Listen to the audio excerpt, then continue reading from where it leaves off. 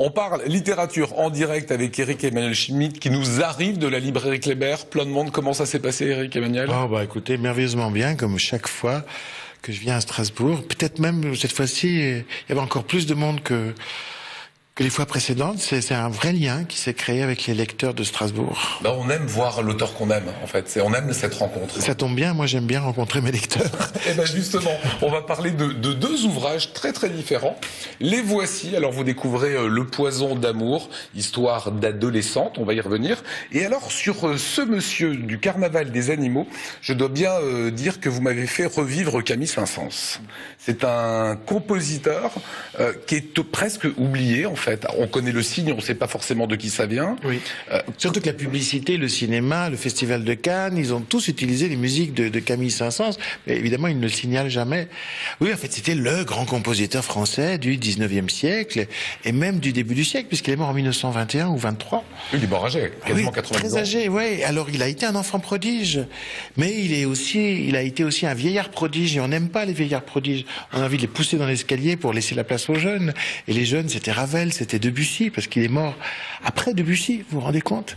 Et donc voilà, ce compositeur absolument magnifique a écrit un jour en villégiature, chez des amis en Autriche, une œuvre pour amuser ses amis et les enfants de ses amis. C'était le carnaval des animaux, où il crée des musiques qui représentent les ânes, les éléphants, les coqs, les poules, etc. Et puis on crée cette œuvre, et là, les critiques arrivent en disant, enfin, monsieur Saint-Saëns, vous qui êtes un grand compositeur, qui fait des opéras, des symphonies avec orgue, etc., comment pouvez-vous faire des petites musiques comme ça? Il a été vexé, il a été piqué. Oui, piqué. Peut-être piqué qu'on ne voit pas qu'il y avait toujours un enfant derrière la barbe académique. Ouais. Et il a interdit qu'on joue cette œuvre de son vivant. Mais il l'a gardée, il l'a pas détruite. Et dans son testament, il nous a laissé le droit de la jouer. Et maintenant, c'est une des musiques les plus jouées, puisque c'est une musique par laquelle on peut découvrir la musique classique. Alors, il y a le signe. On va entendre quelques musiques. On va continuer à discuter sur ça. Le signe, voilà, ça reste dans l'esprit populaire. C'est quelque chose qu'on a entendu. Encore une fois, on le situe pas. Il y en a d'autres qui ont été utilisés pour des films oui, au cinéma. L'Aquarium, par exemple. Exactement. Qui est une musique totalement magique. Tout le monde la connaît. C'est les moissons du ciel. Oui. Et puis de Terrence Malick. Terrence Malick. Et du coup, le Festival de Cannes l'a repris comme indicatif du festival. Et puis, quand ça n'a pas été cité, ça a été pillé ou démarqué. Voilà, c'est une belle œuvre. Et moi, ce qui me gênait, c'était que il n'y ait pas une histoire pour accompagner cette œuvre et permettre de mieux l'entendre. Francis Blanche avait fait dans les années 50 un texte très drôle, mais qui n'a aucun rapport avec la musique. Et j'ai essayé de faire un texte qui permet d'ouvrir ses oreilles et de comprendre la performance qu'il y a à faire de la musique avec i-en. Voilà, c'est ça. On est vraiment dans la rime. Voilà. On est dans la rime, c'est drôle, ça marche. Faut-il être bon musicien pour créer à partir de rien et pour lancer plus de 20 fois ce les coucous au fond des bois? Se félicita le jeune homme, du compliment peu économe, etc. Voilà, on est dans l'univers pour enfants et on est dans l'univers de Schmitt quand même. Hein. Oui, ben, j'ai écrit pour les enfants... de 4 à 90 ans, quoi. C'est-à-dire que j'ai écrit ça en vers parce que je voulais pas céder du tout à la mode qui dit que pour écrire pour des enfants, il faut utiliser 400 ou 600 mots. Le vocabulaire est très riche. Exactement. Et en fait, les enfants adorent les mots qu'ils ne connaissent pas. Alors, on imagine l'enfant dire ça veut dire quoi, ça veut dire quoi, et apprendre. Les mots compliqués sont toujours amenés par la rime, donc ils sont justifiés. Donc on les accueille normalement et après on dit qu'est-ce que c'est. Voilà. Autre ouvrage, c'est Le Poison d'amour. Alors là, c'est pas du tout le même univers.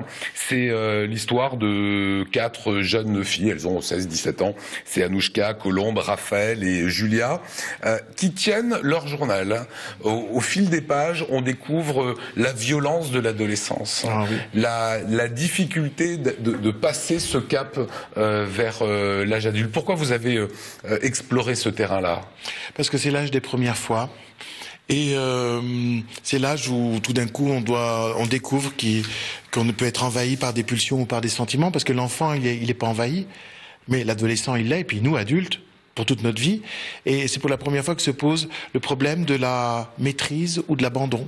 Est-ce que je dois m'abandonner à mes désirs, à l'autre, à la relation, ou est-ce que je dois maîtriser mes désirs, voire les supprimer, maîtriser ma relation avec l'autre ou pas. Alors ces 4 jeunes filles, elles découvrent ça dans la fraîcheur et la violence des premières fois. C'est ça. Et elles sont évidemment inégalement douées pour la vie et pour l'amour. Il y en a une qui va merveilleusement se débrouiller, c'est Colombe, qui est lumineuse, qui est aérienne, qui va être une femme extraordinaire. Qui est libre déjà. Et puis il y a la Anouchka qui a peur de tout, qui a peur de devenir une femme, qui cesse de manger pour pas devenir une femme, qui est bouleversée par la séparation de ses parents, qui veut retourner en enfance. Et puis il y a Julia, une personnalité étrange, qui ne dit jamais ce qu'elle pense vraiment, qui cite tout le temps Shakespeare. Elle cite pas un chanteur populaire, elle cite Shakespeare, parce qu'elle lit Shakespeare depuis l'âge de 11 ans, c'est autobiographique. Moi, je citais Shakespeare quand j'étais ado, je faisais peur à tout le monde. Et elle fait peur à tout le monde. Et vous êtes plus Anouchka, vous êtes plus...